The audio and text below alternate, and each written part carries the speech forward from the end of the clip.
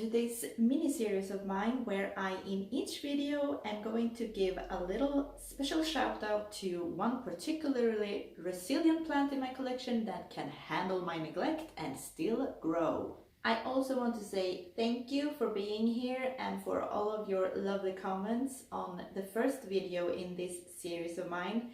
I very much appreciate it, so thank you, thank you. So this is video number 2, and in the first video I talked about my very neglected orchids, which for some reason still decides to bloom over and over for me.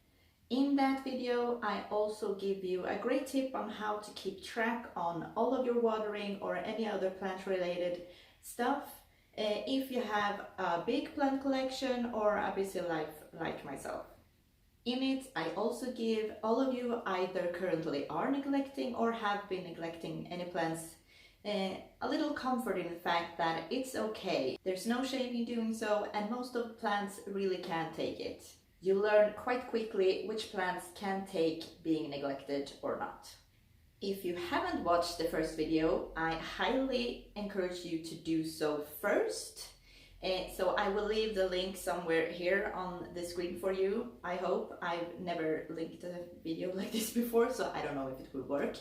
Either way, I will make sure to link it in the description box, so if it doesn't show up anywhere here, you'll find it down below. Now, I really want to stress the fact that these videos in this mini series are in no way plant care guides.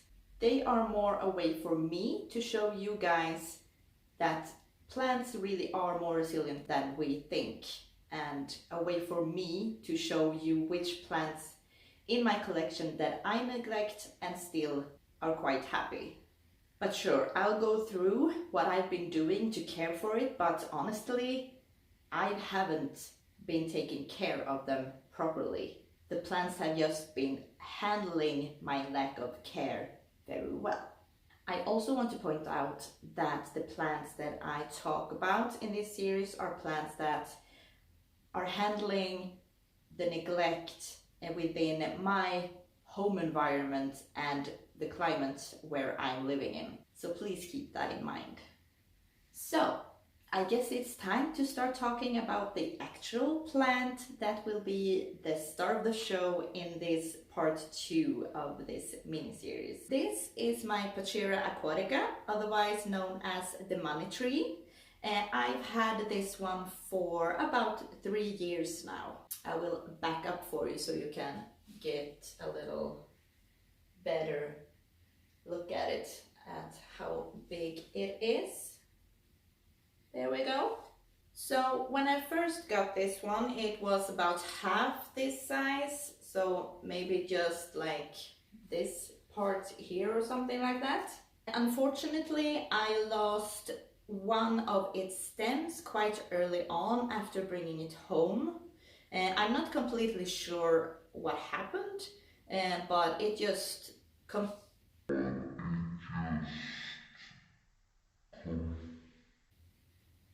yeah, that yellow leaf dropped off. Moving on. The stem, yeah, it completely dried up on me. Not sure what happened, but it must have been damaged or something, because at the moment it's quite dead.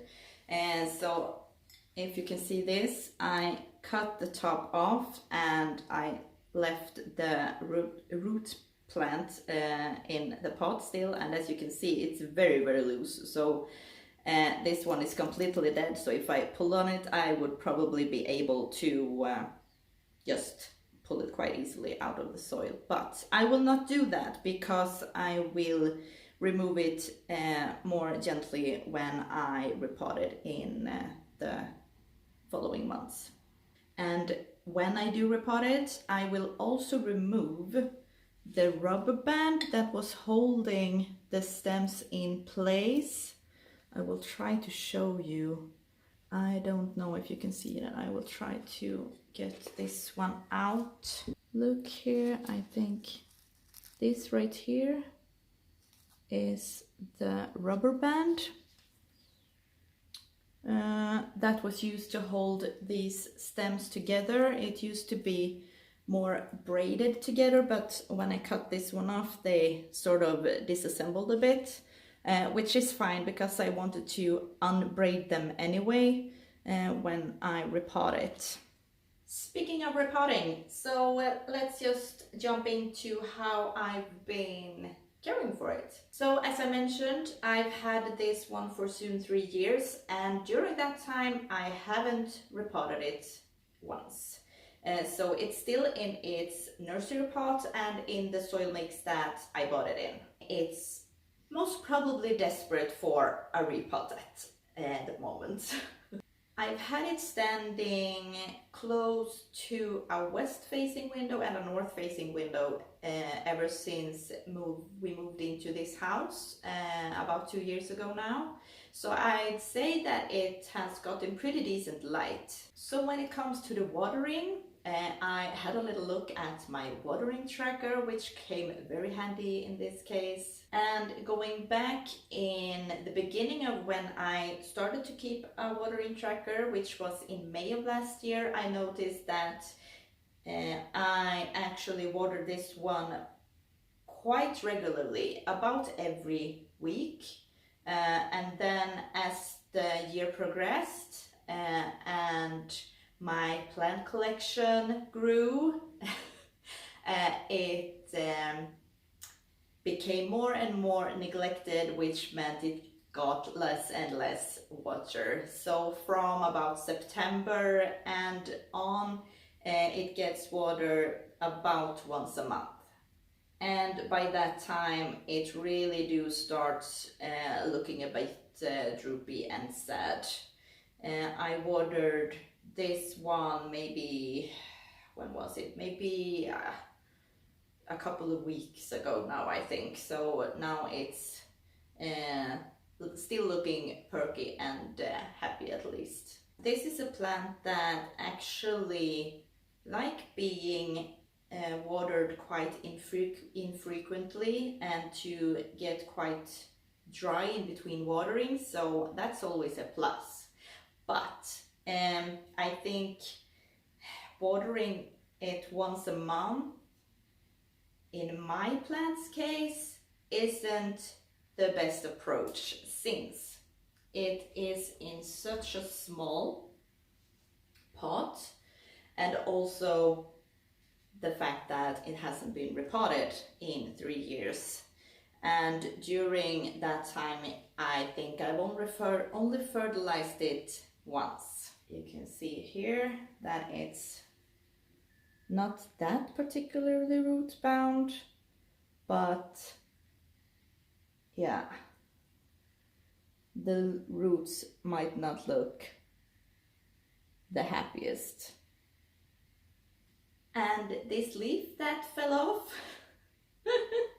I was going to show you this anyway, because I think this might be a sign that it's lacking nutrients in its soil. It grew a lot of new leaves for me last summer, but it also lost I think 4 leaves. And when I say leaves, I don't mean like one leaf like this, I mean one whole like set of leaves, including the petiole. So yeah, I lost 4 full leaves like this. So I guess it doesn't have enough nutrients to sustain a lot of leaves at the moment. And as you can see, I will try to show you this again. Don't know if this will work, but okay, yeah, maybe. Do you see this here? This is a new leaf forming. It's been on the way for quite a while now, and it looks to be quite like stunted in its growth or something. And another leaf is also on its way over there. So yeah, I really do want to see my money tree grow big and full and lush for me though, so I will try my hardest to take a little better care of it this year. And I think starting off with a repot with some fresh new soil into a little bigger pot will be a great fresh new start for it to begin with.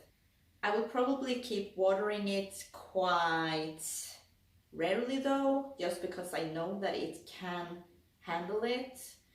And let's face it, I have other plants in my collection that do require more frequent watering, so they will be prioritized first. However, I think I will do add some fertilizer to the watering during each watering over the summer at least to get it something extra. Yeah, I think that was it for this video. I know it was a bit short, but yeah, I hope you enjoyed this video, and I would love to know if you also have one of these money trees in your collection, and if you also neglect yours as I do. Thank you so much for watching. Have a wonderful rest of the day, and I will see you next time. Bye!